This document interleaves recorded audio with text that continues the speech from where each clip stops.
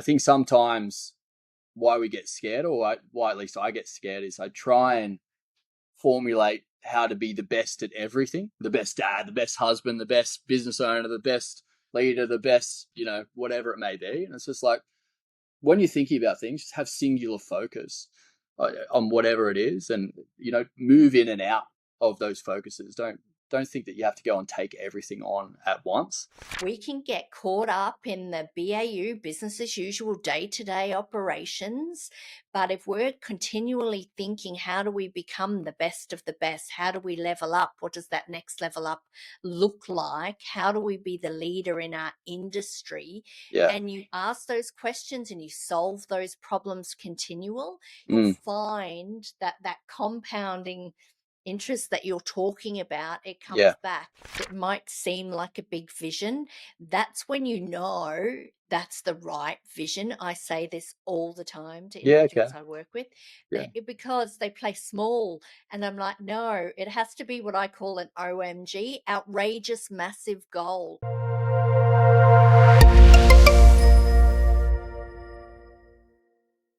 Welcome to the Honest CEO Show. I'm your host, Caroline Kennedy, and today I'm really excited to be joined by Steve Pastor, who's the founder and CEO of Kings of Neon. And we were just talking about before that I said, I need one of those signs behind me, so you'll have to watch this space for next time. Now, it's a brand that's transforming the neon sign industry with bold, creative, cutting-edge technology and global reach. So Steve's entrepreneurial journey is nothing short of what I call inspiring.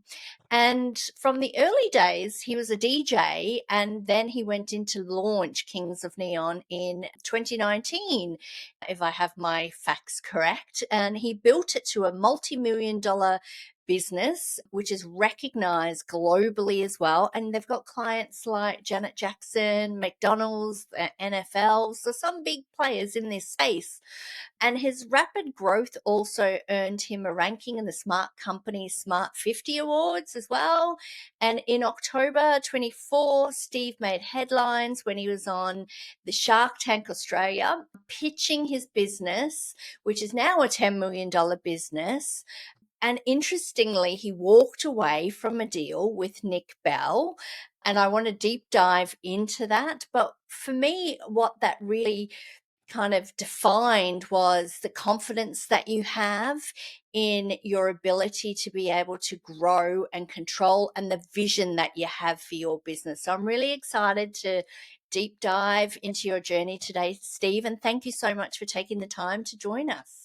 Thank you so much for having me. So, thank you, Carol. Appreciate it. Now, before, as I said earlier, Kings of Neon, you were a DJ and you're in that scene. How did that background influence your approach to business?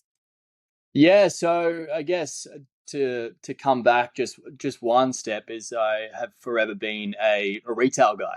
So I worked for Michael Hill Jewelers, and I was climbing the ranks, so to speak, and cutting across the country and different countries as well with Michael Hill. But forever I had a dream to have something of my own. I think deep down I wanted to. I always knew, or I always had a feeling that I could pursue something of my own. So I left Michael Hill without a vision or an understanding. And my friend at the time, he was coming back from the States, and we said, well, we used to DJ when we were 18. Do you want to start DJing together and see if we could do something? I was like, look, you know what? I'm up for a bit of fun and see how it builds out. Lo and behold, been a father of 2 kids and multiple mortgages, and DJing is probably not the easiest business to get into at the time, but it was probably a really great intro into business, being my first business that I've ever got into. Gave me a good sense of work ethic, especially, working sometimes 12, 14 hours a day right into, 2 a.m. in the morning. And the pivotal moment for us was we were trying to increase our average sale, so we could go out less and earn more money from going out. So we were looking at different ways to increase our average sale, whether it be hire items or photo booths and all those sort of things that go along with the DJ. And there was a lady at the time that was selling these neons and hiring these neon signs out. And she said some not so nice words about us to one of our favorite vendors. And that was the launch of Kings of Neon. It's a full blown spite business. I essentially said, well, fuck that lady. I'm going to go do what she does better than her. So that was the launch of Kings of Neon. Essentially got a whole heap of higher neon signs for our wedding guests mainly, and we started leasing these out through the DJ business. And then it wasn't until the following winter, actually, where I started to build out a Shopify store just when I was a little bit bored between gigs. And then it was always just something on the side, something that we were kind of curious in. And then COVID 2020 was really the launch, and I had nothing else to do because DJ events were cancelled. And then I, had 6 months to runway just to go and give it a shot, essentially. So yeah. Yeah. You know what I love about that is that it was a spite. So, the passion that is associated with that, like, I'm going to show you what's possible. And Yeah, clearly you have. And what do you think were, because launching at an uncertain times too would have been quite challenging. for And sure. what do you think were the biggest obstacle you faced at the beginning and then in scaling the business? Yeah, for sure. I mean, initially it's just personal fear. I guess not having a business like this, I didn't know e-commerce. I didn't know anything about the game. I didn't really know what I was doing. I was just willing to sort of go in head first. So there's a lot of like personal fear. Am I, I know it sounds a bit cliche, but am I good enough Yeah. to do this and go through that next step? And then flowing on by not knowing the industry, there was a lot of ignorance tax. So what I call ignorance tax anyway, where you might hire a particular person or not hire a particular person, not understand an industry. So I'm a bit of a deep end kind of guy. I'm happy to fail. I'm happy to sort of go through those ebbs and flows and spend a little bit of money to fail. And but that also comes with, probably a slowing of growth and obviously making some pretty big monumental fails too. But it all sort of is part of the story that got us here. So yeah, Yeah, and I think it's one of those things you do have to fail. People don't appreciate that because yeah, you've got to try things and not everything's going to work. It's failing fast and adapting when you know that it's not working is the critical element. And I wonder for you, what would you say were probably the biggest mistakes that you've kind of made, yeah, and what were the critical learnings from them? yeah. With the thought process of hindsight, for me, it would have been a lot easier if I hired someone with knowledge in the industry to begin with. I went with who I knew and who would just come along on the journey with me at the time. So we're very much a unconventional e-commerce business to start off with.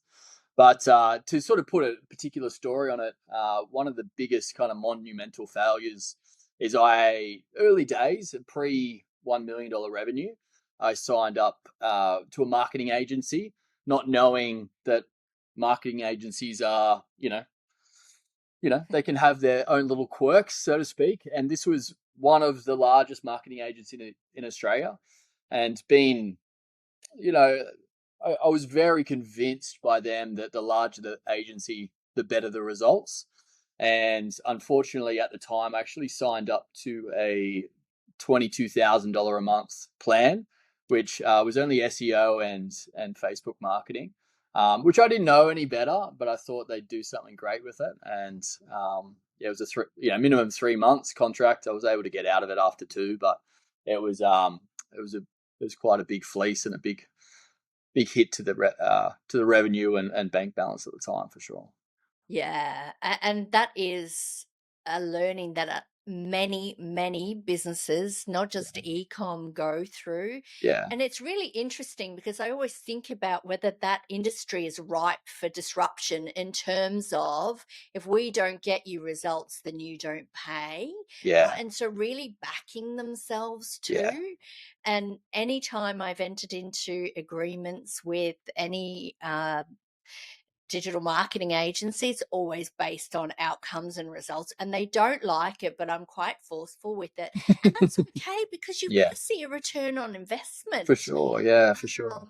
And but it, not a conversation for today, but it definitely, it is ripe for disruption, and it doesn't matter what organization they are either too. Mm, They tell a great sales story, the majority of them, and yeah. they build your hope up, and you Yeah. really think, this is it, this is, I'm going to see some value here, I'm going to get a return on my investment, and then it just falls flat anyway. But it is a good learning, and a good learning for our listeners too. If you are ever going to engage, results are the outcome that you're looking for, and then Yeah. how do you look to build that into any agreement that you're looking for with organizations that are going to support you too. Yeah. Yeah. I think the biggest learning out of that, and not something that I went through until probably years later, was actually learning the craft. Yeah. So understanding the Yeah. craft. So then I can make a logical decision if I know that they are the best person for my business, let Yeah. alone, um, if they're actually going to get the results. Are they just telling me a great story, like you said? So Yeah. Yeah. yeah, And knowledge is power, right? And we don't need to know everything, but if you know the basics and you understand the fundamentals, yeah, particularly around e-com marketing, etc., that helps, right? And I'm yeah, sure that you now know more than the fundamentals because you've had no choice through that experience as well. And through a desire to learn, because I can just, even chatting to you, I can see that you're one of those individuals who loves to learn, that yeah. lifetime learner. Now, you built an international presence as well, with customers in Australia, in the US, and beyond. What do you think the biggest hurdles were in expanding globally? Yeah, again, I think, interestingly enough, when I speak to a lot of other founders, especially e-com founders, I mean, Shopify has made things a lot easier, than even when I initially went into the US. But there's a lot of fear around the different sort of, especially taxing, in the US, things like that.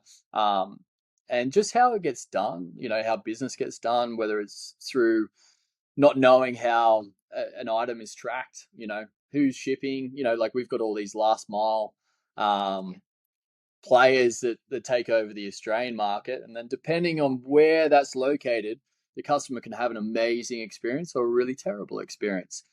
So I think initially it's fear. The secondary to that is, it's a version of remote work, along with, time differences. So the biggest thing that I'm challenged with daily is the timing, challenges, and especially starting out, you just have to embrace it. And it just means that you're working, if you're in the US, you're working from 3 4 a.m., and if you're in the UK, you're not sleeping. So and that's just something that you have to sort of balance up with and understand that there's a period of time until you get things ticking over, and you've got someone in that market that can sort of run it for you. That's just the nature of the beast. Yeah. And what would you say your strongest markets are currently? So from a revenue perspective, it goes the US, AU, then the UK. Okay. Yeah. Yeah. And which of them was the hardest to break into, and why? Yeah, interesting. UK, to be honest, is still relatively new. But in saying that, we probably had an easier sort of run into it, than we did the US. The US, is a bit of an interesting beast. I think there is a degree where it's an open ocean. There is so much opportunity. So once you get an understanding of who your customer is and if you can find them, it could be amazing. But it was really hard for us to find profitability. So we ran in the red, for a considerable amount of time whilst building that out. And we also went out of the market for a little bit until we found the right person again. So definitely the US was the most difficult. Yeah.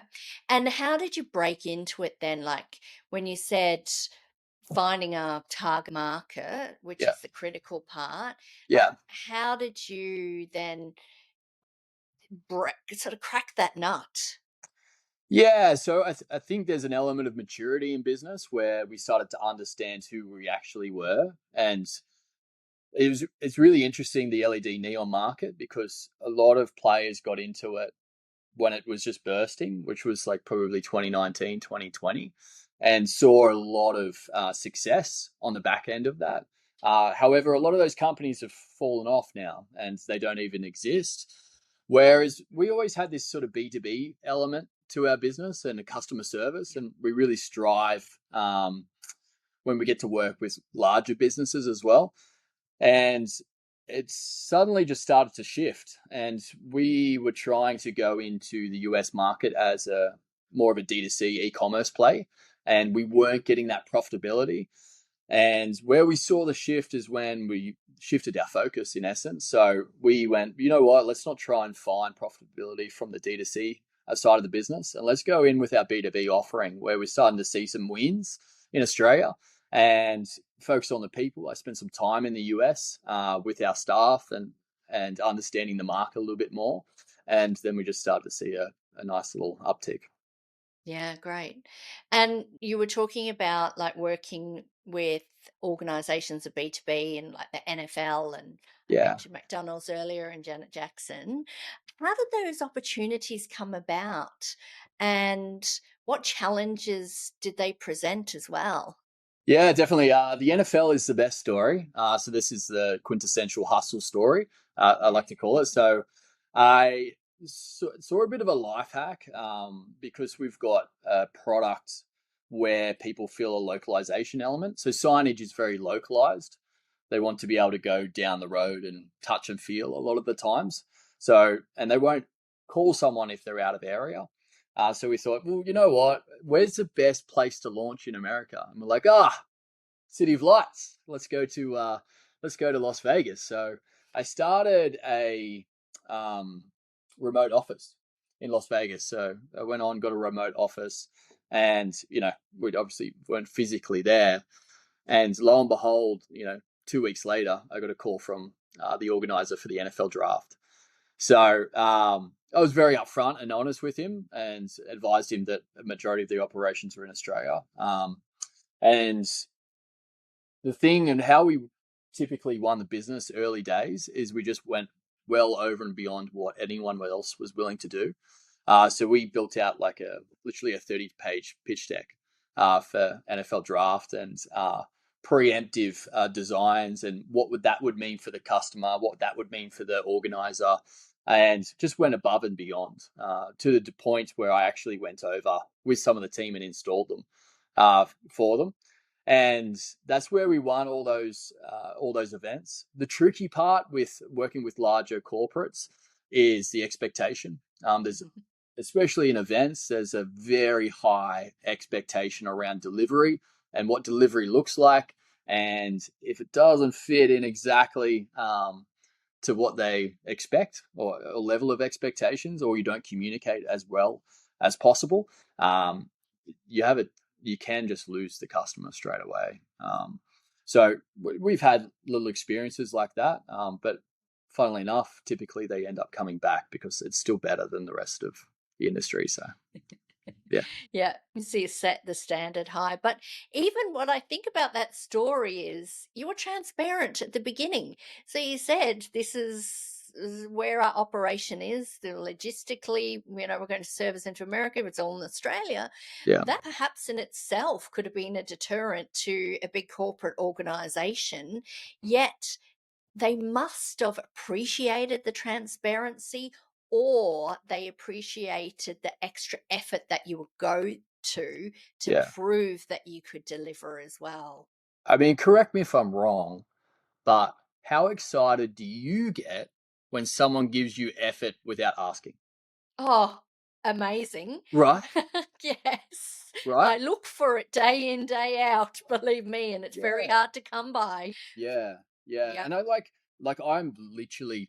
It's probably really like cemented from my early days in Michael Hill, and they had a really great culture around making the customer come first because it's like such a high value price purchase, a lot of emotion that goes along with it.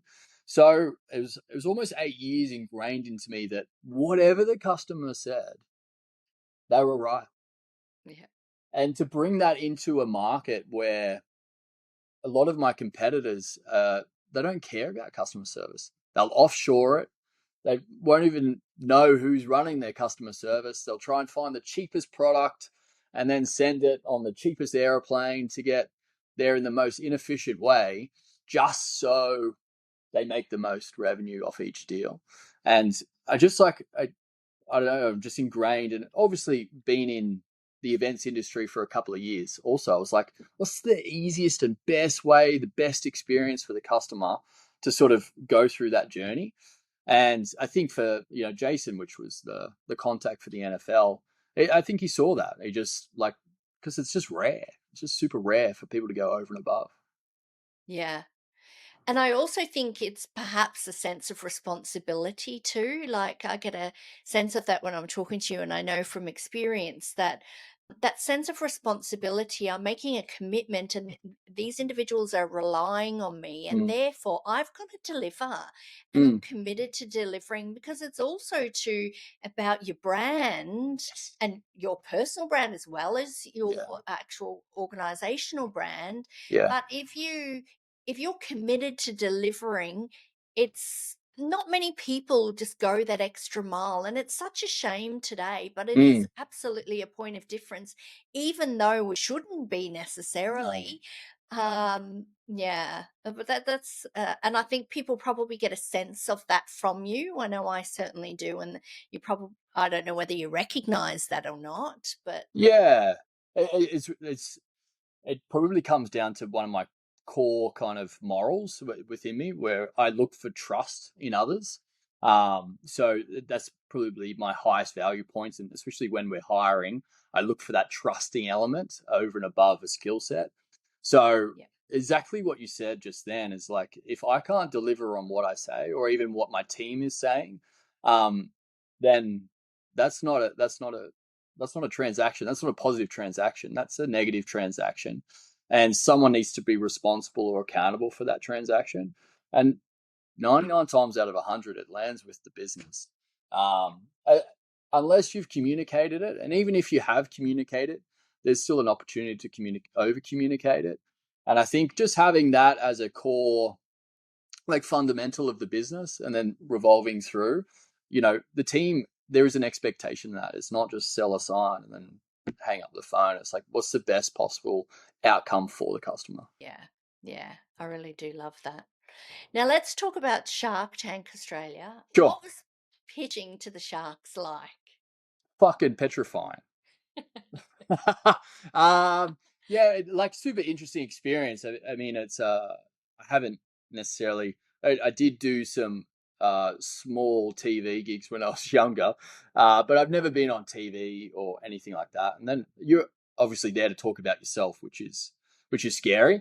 I don't mind talking about the business, because the business is, it's numbers and what I'm passionate about. But when you talk about yourself, it's a little bit harder. But yeah, the process in itself, it's long in the ways of, by the time you get in front of the sharks, you've already been there for 2.5 hours, gone through a lot of filming process. They commend you if you look nervous. They ask you to look nervous before you go in. So it's kind of subconsciously building out this nervous energy. And then obviously five very successful individuals in front of you. But once I kind of got past that element and I did my initial pitch, I just found it really fun. It's Yeah. just like-minded people having a chat about my business, and I get to sort of sell it, on national TV. How good? Yeah. Yeah, exactly. Yeah, And the yeah. exposure of it, right? Yeah, yeah, for Yeah. sure. Yeah, for Yeah. sure. Yeah, for sure. One of the individuals I work with, Rachel Ferguson, she went on years ago for Sync's Body, and she actually got Andrew Banks as an investor, Oh, okay, and amazing. Yeah. and he's still an investor in her business today, and they work so well together. So it actually has positive outcomes, right? Wow. Awesome. Now you walked away from a deal with Yes. Nick Bell. What was your thought process turning that down? So when I went, which you mentioned in the beginning, when I applied for Shark Tank, we applied with a set revenue. So our revenue at the time was 6.7 or 6.5, I think, from the previous year, and we were already on track to do 8 and a bit. And then, with everything that we've got going on in the background, we're building out. I was like, look, you know, by the time everything gets done, we might be doing almost double this. So from that point of view, that was, first and foremost. Secondary, Nick was the only one that conceptualized the business, but didn't really take into account, um, in my opinion, probably me. He looked at the Yeah, business as yeah, it's yeah, in itself, and if it's pretty hard to know someone in 45 minutes, but I will never fucking lose. yeah, I'm not going to lose. I'm going to yeah, win. I'm going to win at all yeah, costs. yeah, And I think if, sure, like from the business perspective, investing in the business, there's an argument of irrelevant that was fair, but when you look at everything in the background and what we're building out, it's, it was far from, it was very unfair in the ways of that valuation and what was pushed out. So I was willing to do a deal, but it wasn't going to be for anything less.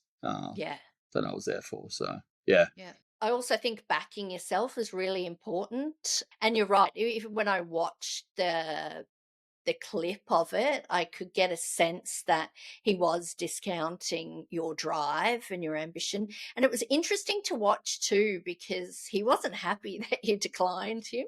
You can see it in his face. So I read body language, and I okay, could just tell he was disappointed, yeah, which is fair enough. But, but then he could have easily counter offered as well too. But good for on sure, you yeah, for going in there, giving it a go, and backing yourself and knowing your worth too, and knowing what you're capable of, for sure, as opposed to just thinking, I need this, and you didn't need it clearly. yeah, yeah. You got that far without it, and I'm no doubt you'll get a lot further without it too. Do you have any regrets when you think about Shark Tank? No, not at all. I know that might come across really arrogant, but not at all. Like to be completely transparent, we got asked to come on the show. So Okay. I've always been a long term fan of Shark Tank. I love Shark Tank. Like it's definitely a show that I watch. But I was definitely weighing up the pros and cons of going on, and a lot of the pros was exposure. So I knew going in there, I was happy to take a deal, but it wasn't going to be expensive, anything more than what we were willing to give away. I would have liked to do a deal with one of the sharks because I think that experience would be massive, and that's what I was trying to get across while I was there. Yeah. However, it probably the biggest experience that I can probably lend for early stage businesses or starters is there's been periods through the business growth where I've been willing to give quite a large portion away to relieve my fear or relieve stress.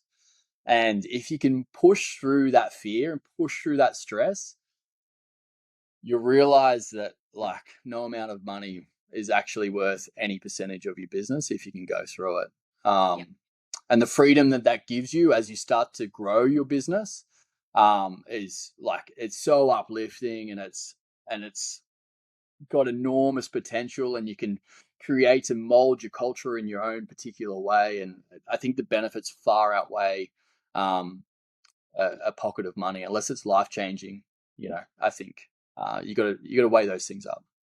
Yeah, and I also think it comes down to the individual as well, right? Yeah, yeah, Yeah, and what they're seeking, mm, and And you're right about the fear, because in business, there's constant fear, constant anxiety, particularly for those individuals that are future based, and they keep tying to the future. And there is a lot of anxiety that comes with that because of the uncertainty. And Yeah. I think if you can hang in there and remember that you've already come this far, or you've pushed through fear before, Mm. then you use it as fuel to get Yes. you where you need to go, I think, Yeah. too. And yeah, and what you've just described is a fantastic advice Mm. for any business owner, because it is so true.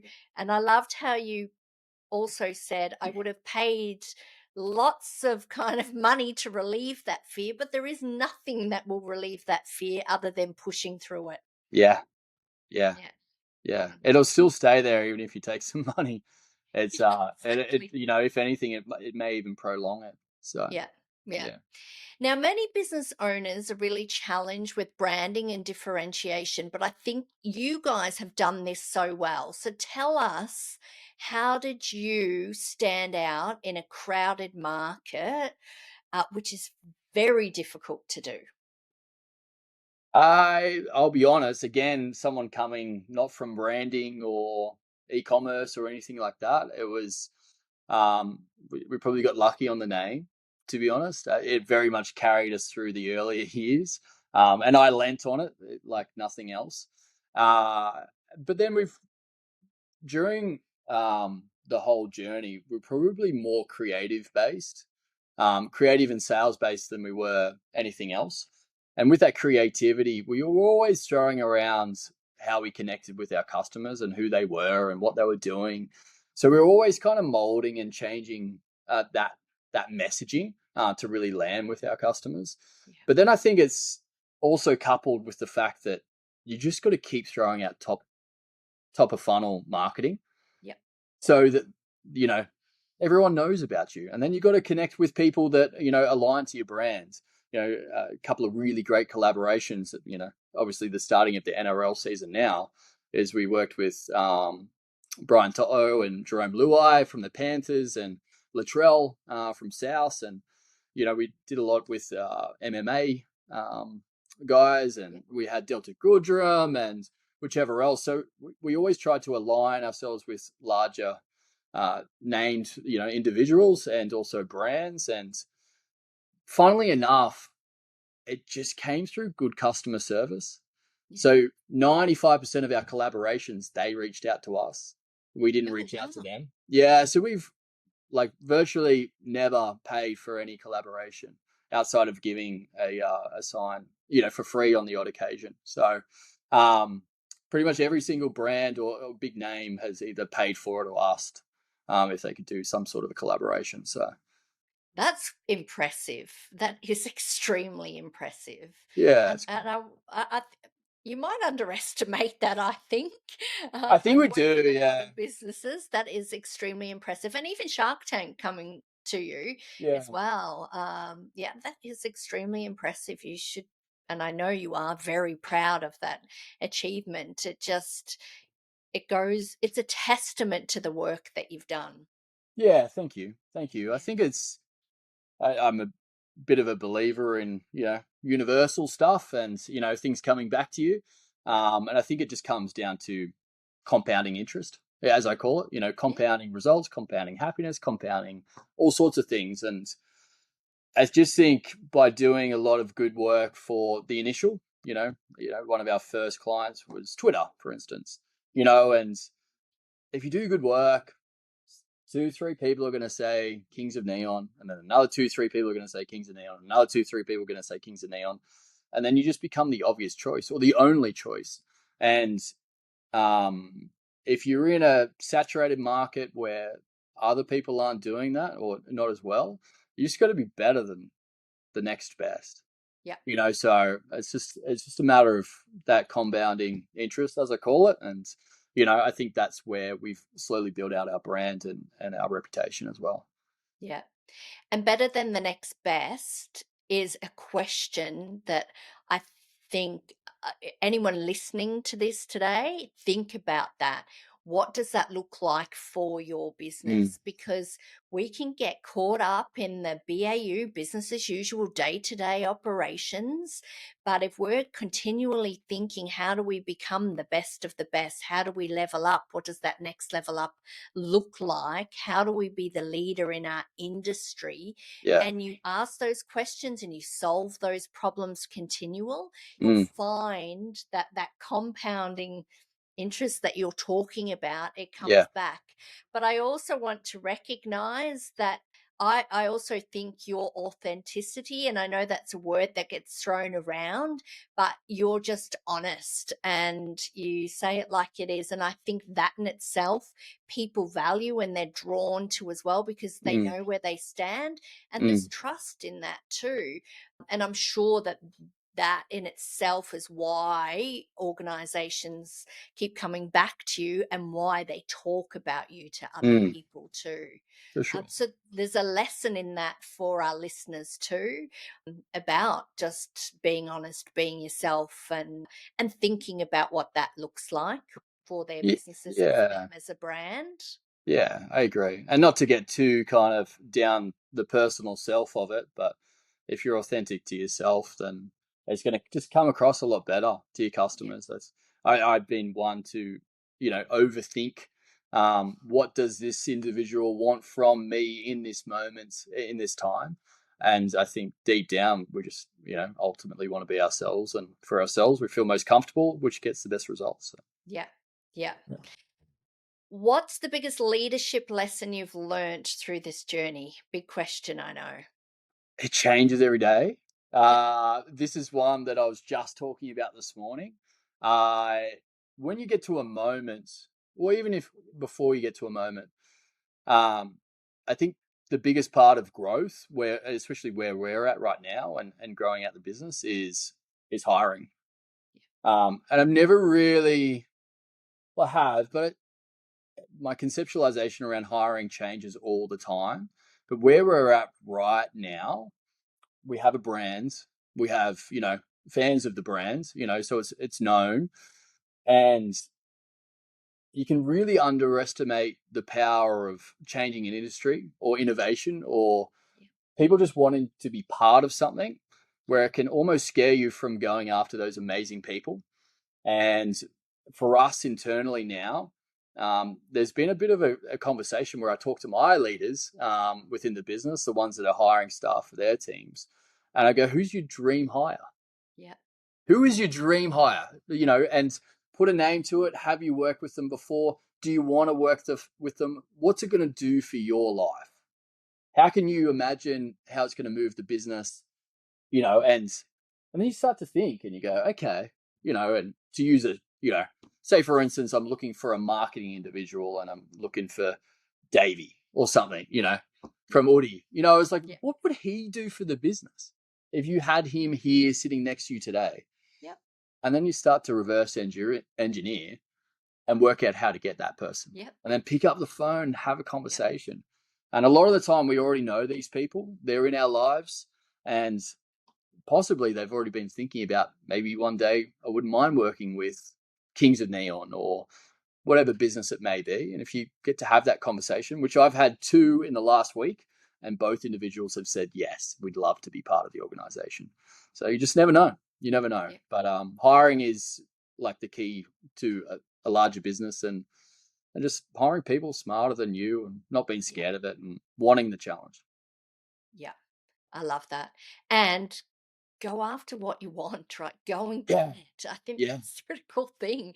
And Yeah. so many people hold back. And what have Yeah. you got to lose? A no? Well, Yeah. are you any better off? No, but say if they say yes. And getting the right people on the bus, I think, too, and A players who are going to elevate everybody's thinking, and then thinking about what's my next level team look like for Mm, where we want to go, and yes. how do we get those individuals to take us there.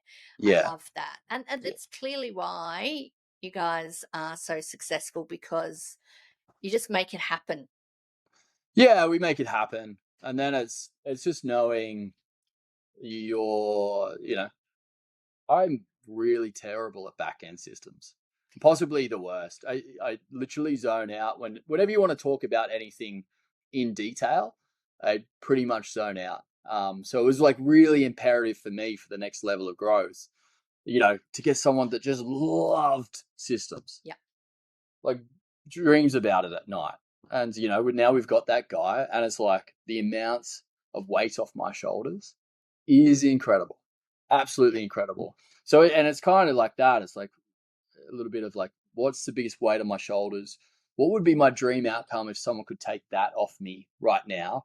And do I know that person, or do I know that, a version of that person where they could sort of fix that up? Because I just think we try and I'm guilty of it. We try and make people into what we want versus just finding people that are naturally interested in, especially in small business. You'll see it, one individual juggling 7 or 8 versions.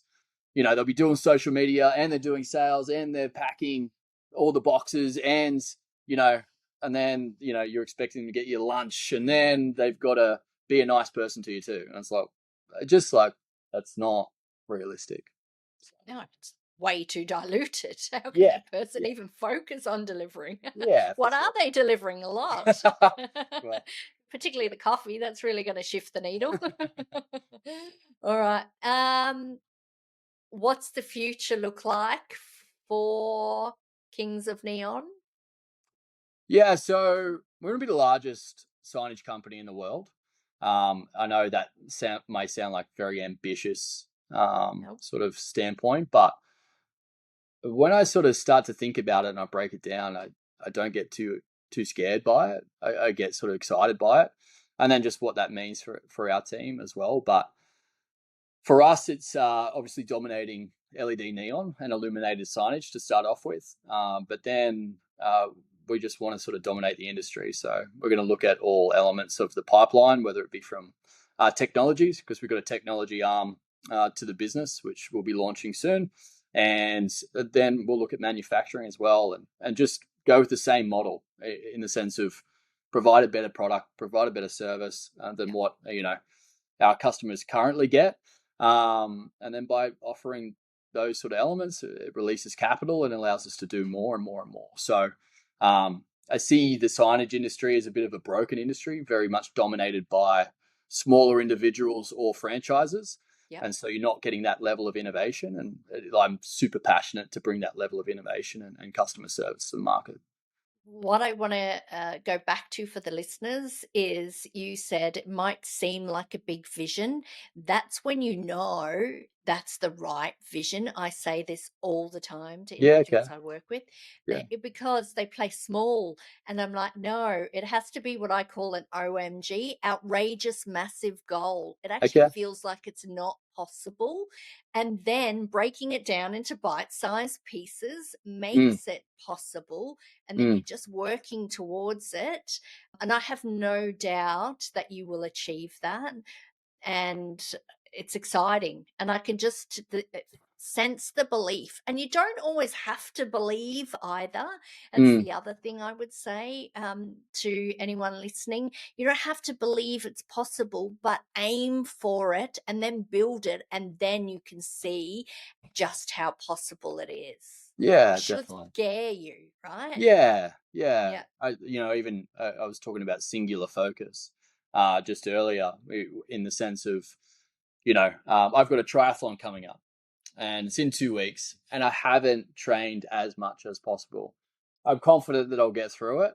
Yeah. However, like, it's really interesting when you think of business, and I think we're very obsessed at the moment with having a balance in every single aspect of our life. But if we have singular focus and use the triathlon as an example, I'd be pretty good at triathlon if that was my singular focus. Yeah. And I think sometimes why we get scared, or why at least I get scared, is I try and formulate how to be the best at everything, the best dad, the best husband, the best business owner, the best leader, the best, whatever it may be. And it's just like, when you're thinking about things, just have singular focus on whatever it is, and move in and out of those focuses. Don't think that you have to go and take everything on at once, and then just peel off a certain side when it is really important. And especially if you're in a growth phase, it's I think it's really important to have singular focus. And then if you can't have it, other people in the industry, you've got to have it too, or in your team, to have that singular focus to continually drive that vision as well. Yeah. Yeah. Yeah. I love that. And I love the way you've told it in a story about the triathlon. And there is no such thing as work-life balance. And I think anybody achieve it. I mean, good luck to you. Let me know if you do. But Yeah. when you love what you do, you don't try and find balance. You just be in the moment for whatever's required in that moment, and be the best version of you, whatever that may be. And it won't be perfect, right? Yeah. I find when I'm running faster, harder, stronger, more things are going on, whether it's just my brain, but everything kind of like gets easier. Yep. Because Yep. I'm excited, I'm Yep. driven, I'm a bit addicted to the endorphins of it, and it's like, yeah, let's go, let's go, let's go. What else can I do? Yep. So it's just like I like to keep a busy mind, in that sense, and I agree. I actually find the more intense that I work, the better the dad I am. Yeah. Because I'm fulfilled in my work, so Build. then I've Yep. come home fulfilled. Yeah, Yeah. yeah.